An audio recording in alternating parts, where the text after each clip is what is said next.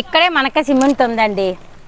ఇక్కడ మనకి ఎప్పటికప్పుడు బస్తాలు తీస్తూ ఉంటారండి. మీ ఇంటి పని చేసినప్పుడు ఇలాగే అవుతుంది అని నేను చెప్తున్నాను. అనుకుందాం, ఆ సిమెంట్ తీసినప్పుడల్లా ఇక్కడ సిమెంట్ పడుతూ ఉంటుంది.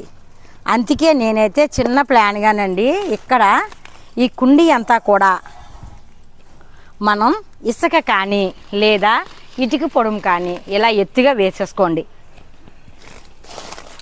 నేనైతే ఇక్కడ ఇటుక పొడుము వేసానండి. ఇలా ఎత్తుగా వేసిన నీళ్ళు జారిపోయేటట్టు, అంటే మనకి ఇక్కడ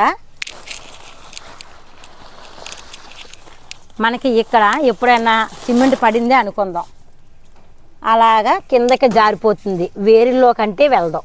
చూసారా ఇలా. అయితే మీకు ఒక డౌట్ రావచ్చు, అమ్మ ఇలా వేసిన నీళ్ళు వేసినట్టు కిందకి దిగిపోతే మరి ఈ మొక్కకి నీళ్ళు ఎలా అన్న డౌట్ అయితే రావచ్చు. దానికి కూడా మన దగ్గర ఉపాయం ఉందండి, మీకు చెప్తాను. వాటర్ బాటిల్ పెట్టేసి ఇలా, చూసారా, ఇలా మనం కిచెన్ వేస్ట్ కూడా వేసుకోవచ్చండి, ఎరువు కూడా అయిపోతుంది దానికి. ఇలా నీళ్ళైతే వేసేస్తున్నాను. ఇవన్నీ మన బూస్టర్ గుళ్ళండి, ఇవి మన బూస్టర్ గుళ్ళండి. మొక్కకి చాలా బలాన్ని ఇస్తుంది. ఒక గుప్పుడైతే వేశాను ఇలా.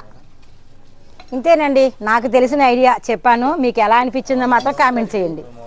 అయితే ఇక్కడ మొక్కలో ఒకటి జామ మొక్క అండి, మన ఇంటి ముందు నీడ ఉండటానికి. మరొకటి పారిజాతి మొక్క.